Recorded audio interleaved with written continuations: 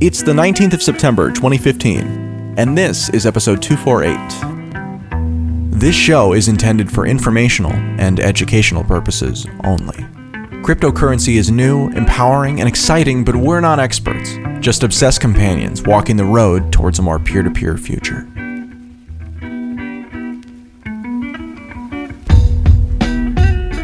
On today's episode of Let's Talk Bitcoin, we're joined by Eli Dourado, a research fellow at the Mercatus Institute and director of their technology policy program. Eli, thanks for joining us today. My pleasure. Glad to be here. So let's talk about Bitcoin governance as it is right now, just as kind of a starting point for this conversation. What is Bitcoin governance? How does it work currently, and why does it matter? I think the starting point on this is that Bitcoin is an open network, right? And so that produces all of the benefits that we love about Bitcoin. It makes permissionless innovation possible. Nobody needs to ask for permission in order to innovate on the Bitcoin platform. And it also provides resistance to capture and censorship. All the stuff we love about Bitcoin is due to the fact that it's a completely open network. But that also means that it doesn't work to govern Bitcoin from the top down. You can't explicitly ban contentious forks, for instance. And so that means that Bitcoin is actually governed in a more bottom-up process. There are developers who correspond with each other on the Bitcoin developers mailing list, and they form part of what governs the direction of Bitcoin, the network. But miners also have a role, exchanges have a role, users have a role. Because Nakamoto consensus, right, and market adoption of Bitcoin is what ultimately drives the success of the network. All of these players who have any sort of role in that are going to have some say in how the network is governed. But in practice, this is something that really has been the domain primarily of the developers. That's right. We've seen the community speak out about things. We've seen lots of different perspectives, but to a large degree, that comes off as non-productive to me under most circumstances, because a lot of times the things that we're arguing about as a community aren't one where there is a definitive right answer or a wrong answer. It sort of depends on what you're looking to get out of the question. So I totally agree that a lot of what has been going on is non-productive. And it's true that the developers govern the direction, at least, of the reference client.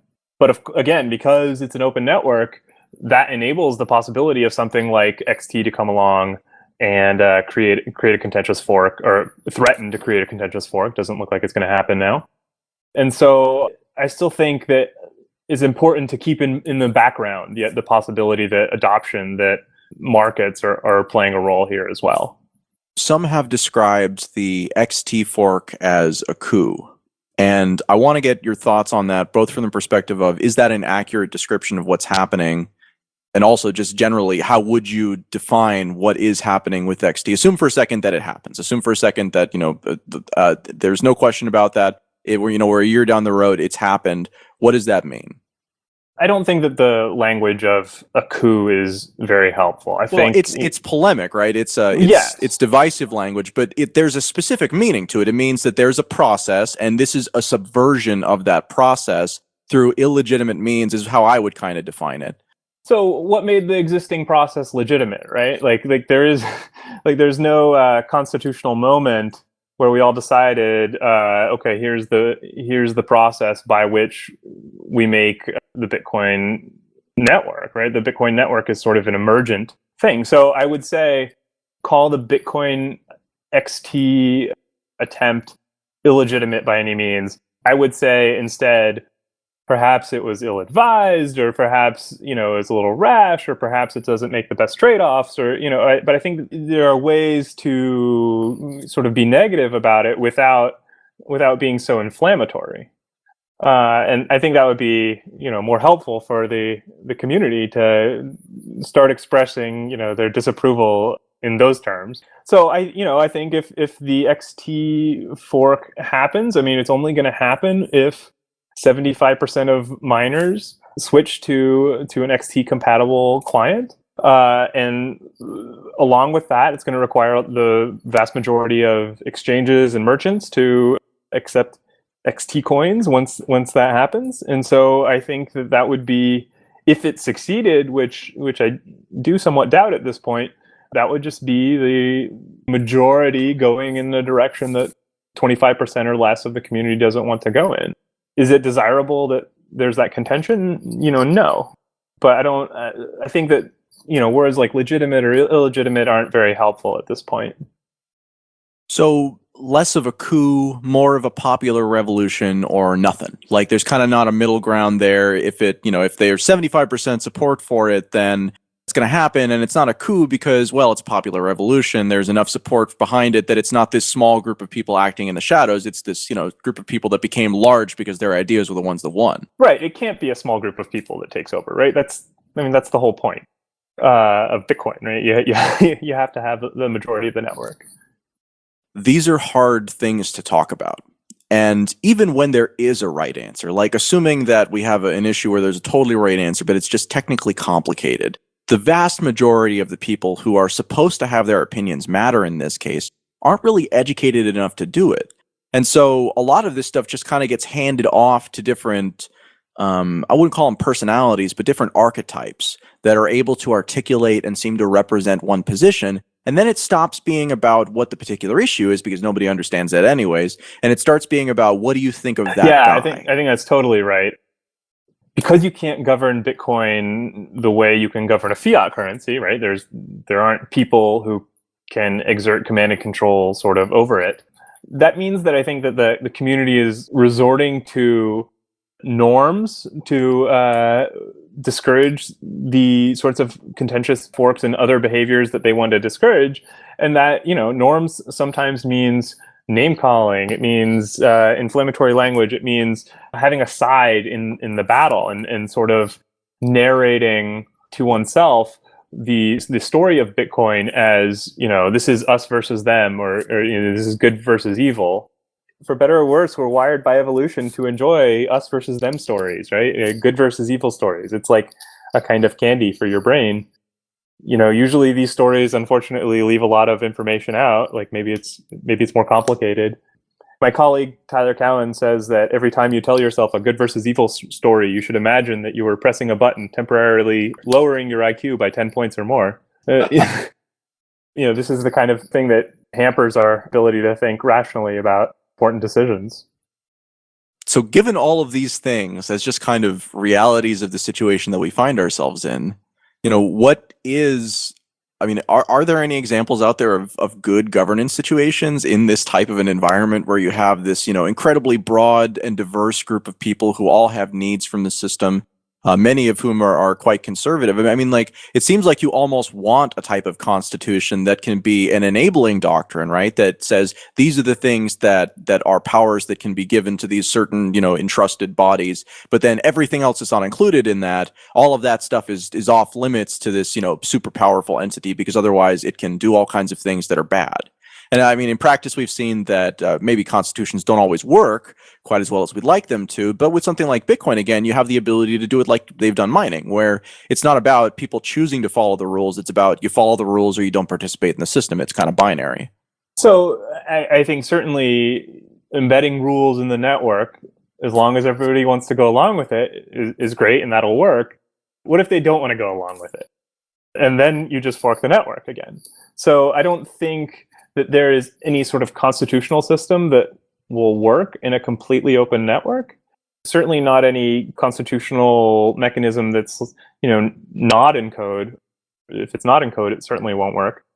I think that actually a good model for thinking about how to conduct Bitcoin policy, which is actually what a lot of these developers are doing, is the model of international diplomacy. In addition to working on Bitcoin, one of the other things I work on is internet governance. And in that role, I have worked on a couple of international telecom treaties at the UN, as an advisor to the US government. It's interesting when you're at one of these meetings, everyone is very, very polite. Everyone is very careful to make sure that at every point you're staying focused on the issues, you're not bringing personalities into it. Part of this is because you're dealing with multiple cultures. You want to ensure that there are no cultural misunderstandings.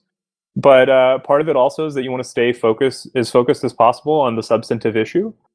I think a good model is that sort of, think of yourself as a diplomat when you're arguing about these issues.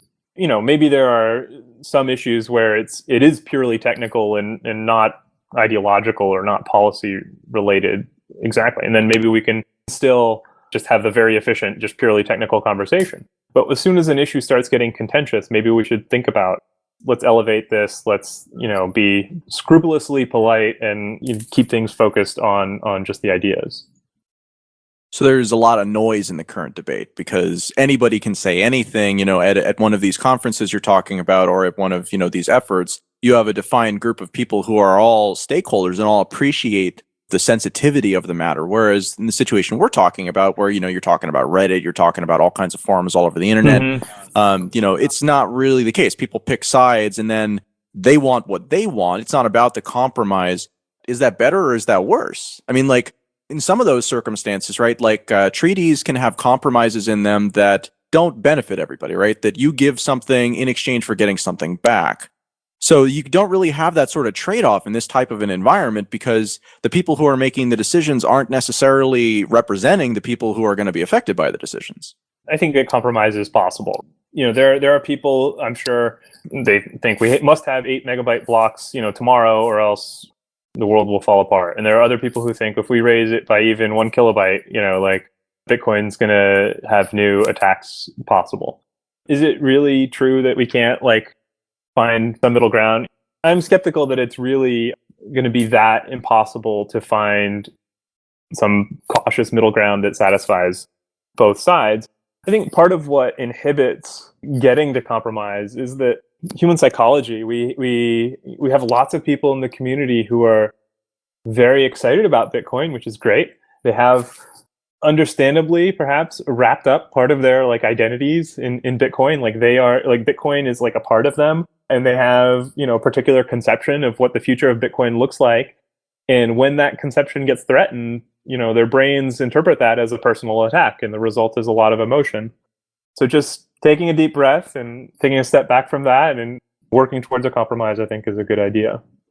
So one of the nightmare scenarios that gets talked about is that XT gets 75% support that it requires in order for the fork to happen, and the fork happens. But then 25%, instead of switching over to the new fork and Bitcoin then realigning as the one true Bitcoin as this new Bitcoin that has, XT in it or whatever, that 25% is like, no, screw you guys. We're going to just stay over here and use our Bitcoin, and you're going to use your Bitcoin over there.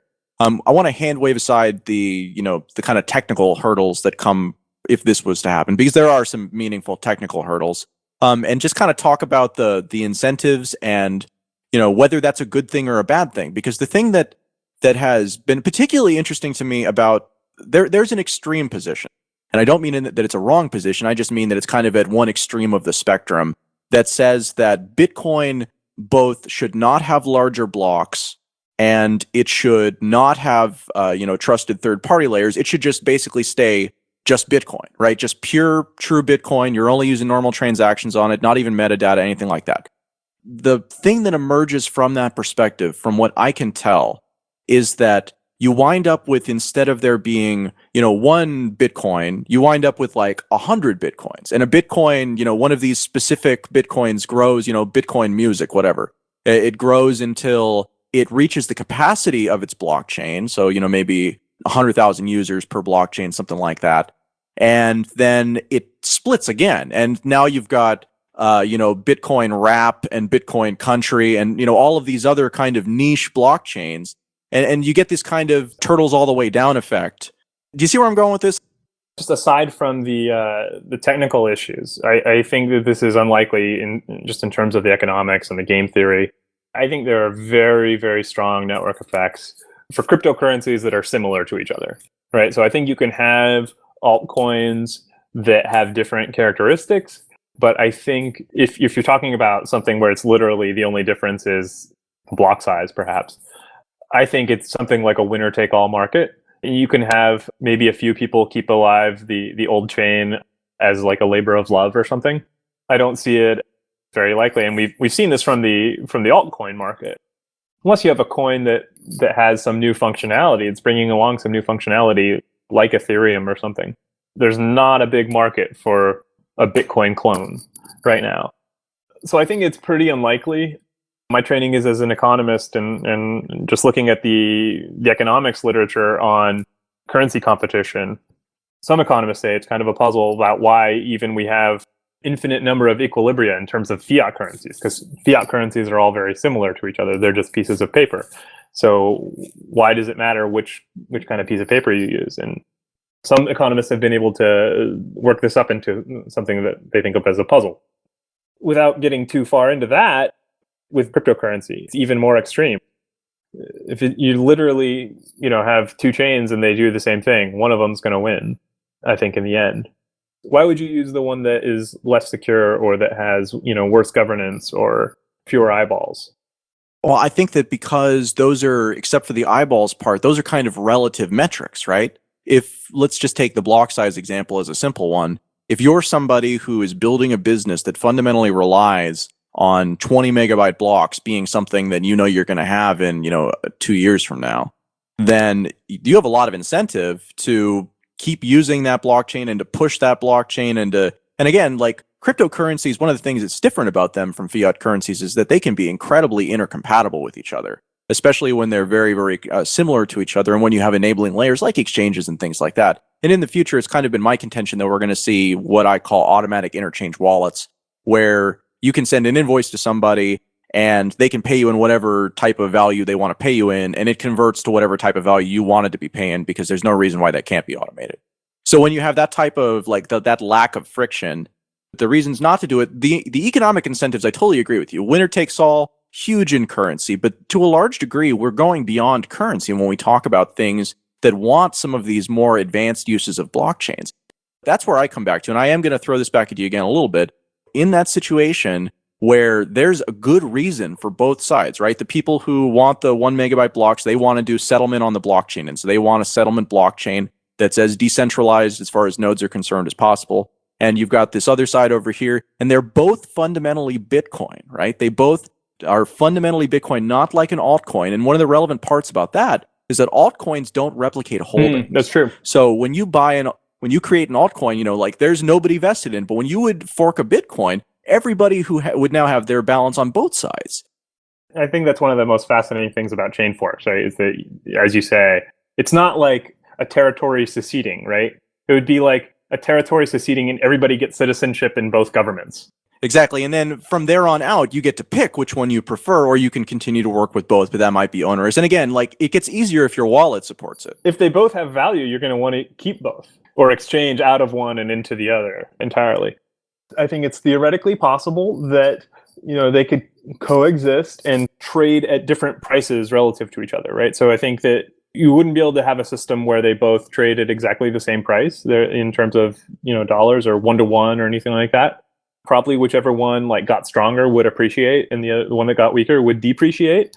But, given the ability to depreciate, maybe there is some way that the weaker one could stick around, presuming that there is a technical use case for it. I think maybe it is true that there's a massive difference between 1 megabyte blocks and 20 megabyte blocks in terms of sort of what the network is able to support in terms of kinds of use. And if that's the case, and both kinds of use have value and they're incompatible with each other, maybe that would work. I'm still skeptical, but I think it's possible. Today's episode of Let's Talk Bitcoin is brought to you by Tokenly, limitless tokens for a tokenless world. Recently, I've been enjoying these dedicated musical breaks, so today we're trying something a little bit new. This song is called Rainstorm by the Free Descendants of Man. I'll be back in a little less than 3 minutes with today's magic word. Enjoy! Once again. In a rainstorm, I aim for the same port that would change course and bring forth the rain more. What's the name for universal unification, nation status? It's raining out the palms at the gas stations. It's enough to tuck you in to sleep, but it'll never wake you up. Here's a pillow in a newspaper, but I give you all my love. If I could, I would've carried you until the end of time. And when they buried me, I'll terribly tell you you never died. I'm an island in no man's land where no man has ever noticed that no matter where your home is, you're never really homeless. All my clothes on my back with a rucksack with a buff back to be the one that torches souls. Said someone once said I am undead, I'm nothing without my breath. I'm streaming in the oxygen and sipping siphon, streaming down to the bottom of the ocean, lifting up the sunken titans. Anaman, the anaconda, doctor's notes, the antidote is do not panic, random mammoth, this is how it goes. You're not alone and I don't know why you would wanna live forever if you're already alive right now.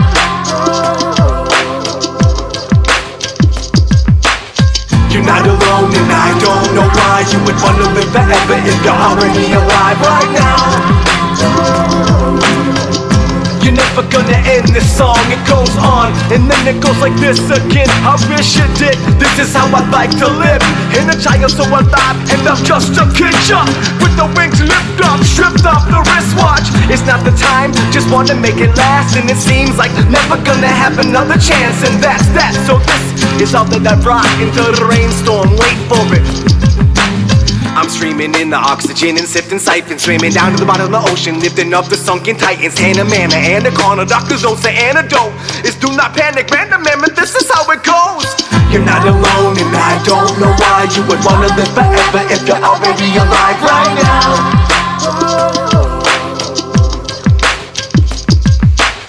You're not alone and I don't know why you would wanna live forever if you're already alive right now.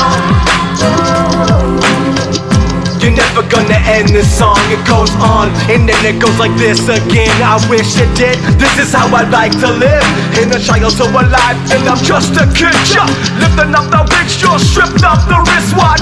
It's not the time, just wanna make it last. And it seems like never gonna have another chance. And that's that, so this is all that I brought into the rainstorm. Wait for it, it's just a thought.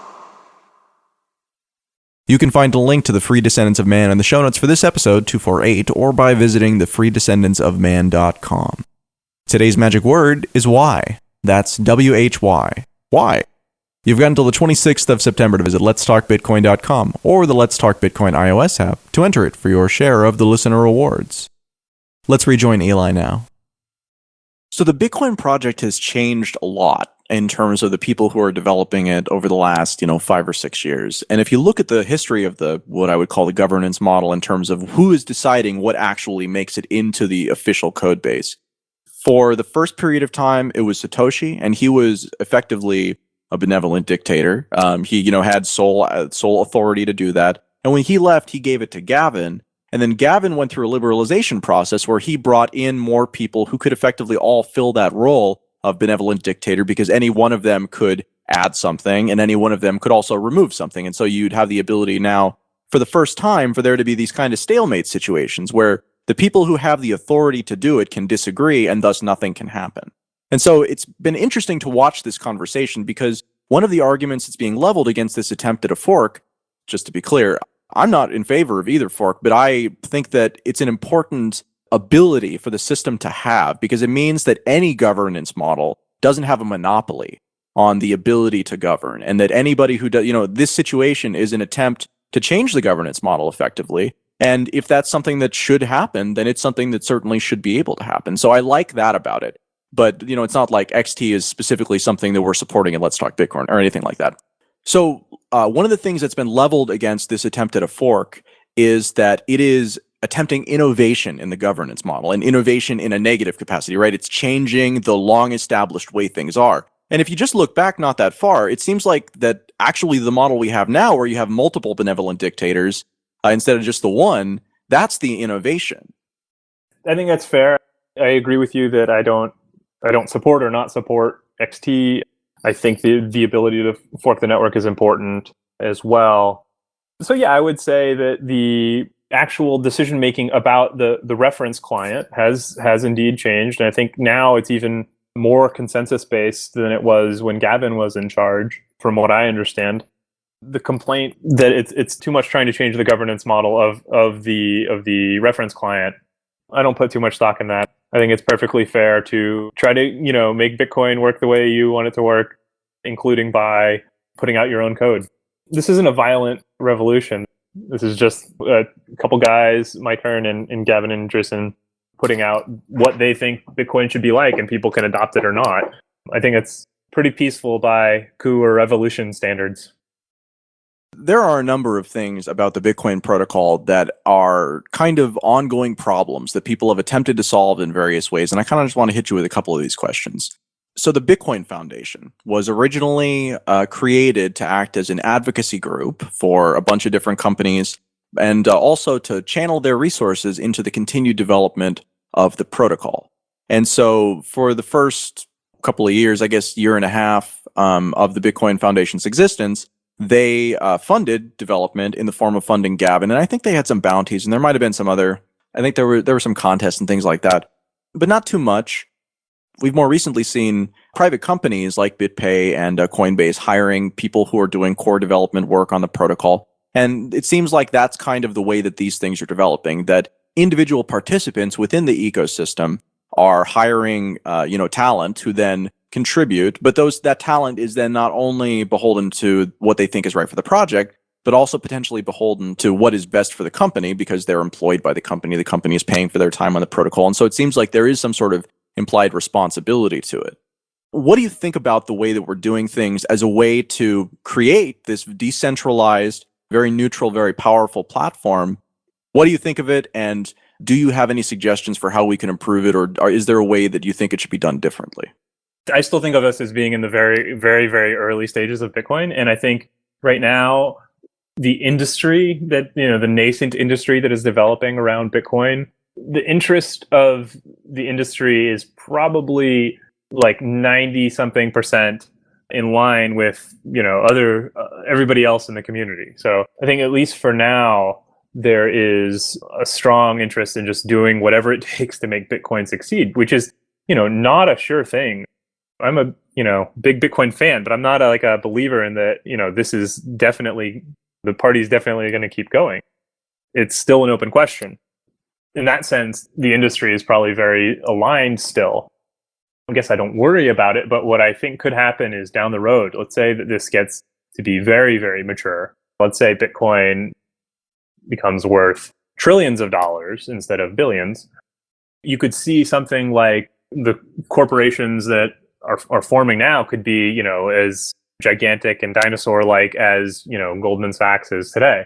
So once that gets to be the case, I would worry a lot more about how Bitcoin development is funded.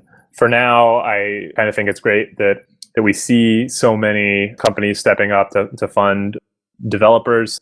I think it's in their interest to fund the development, make sure that in particular, the parts of the network that they need to use are well maintained and paid attention to. And I think that's, for now, it's pretty much in everybody's interest for that to continue. Would it be better if there were more people contributing to the Bitcoin project at this point, or would it just create a bigger consensus problem? I think that's a question that's probably for the engineers. I think the developers would probably have a better sense of that than I would. I think it might be useful to have more people contributing to alternative implementations, right? So we have, in the way, for better or worse, that Bitcoin has operated so far is that there's just been one reference client that sort of defines what Bitcoin is. And there are some alternative clients in other programming languages and layers built on top of them and so on. So all follow the reference client's lead. As Bitcoin grows up, I think it will be more useful to instead define a specification for how the network behaves and then allow, sort of on a more equal footing, different implementations to compete with each other or to coexist. It would be great if we had more engineers joining in the effort to build implementations in other languages and so on. The interesting part to me about the reference implementation question, and one of the things that I hadn't actually realized until it was explained to me by Nick Rathman, even in the event that you have this XT fork scenario, the only reason why the networks would be incompatible with each other is because the block size would be inconsistent, and you would have different blocks being found because it would be impossible to find a block larger than 1 megabyte on the one blockchain. But that's the only reason. So right. again, So everything else that's different about XT is fine in terms of the network existing as one network. right, exactly. So it seems like there is already the potential to have just a ton of variety in there, so long as you don't change those core and fundamental rules. And in practice, that's what we've seen, is that the different types of wallets that are out there are in large part built in many cases from scratch, using kind of that reference implementation to know the things that they should avoid doing to break things. But then everything else they completely reinvent. So there already is a lot of diversity. It's just that they're not reference clients. And so because of that, there's a perception that there is a right way, which is the reference way. And you could try this way, but that's not the reference way. Right. So is it beneficial to have a reference client at all? Again, this is like an early Bitcoin versus maturing Bitcoin thing. Certainly, it wouldn't have been...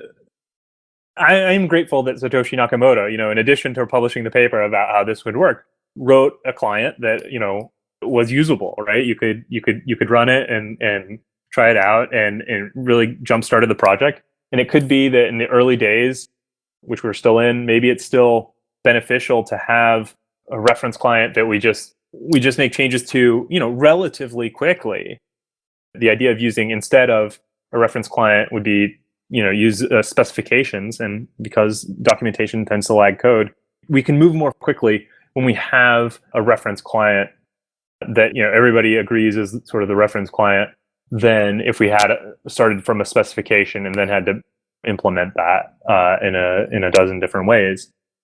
So I think in terms of like fast iteration, it's better. In the long run, I think it would be better to have a multiplicity of clients all on an equal footing. That would just be a sign that Bitcoin has matured, that the protocol is stable, that the chain is stable. So I think that would be a good thing. So just to clarify, a reference client differs from a specification in that a reference client is an open source piece of software that is actually a running piece of software, where if you want to download that, you can actually run it, see how it works, see how everything connects, in the user interface, and then also look at the code so you can see how it was done.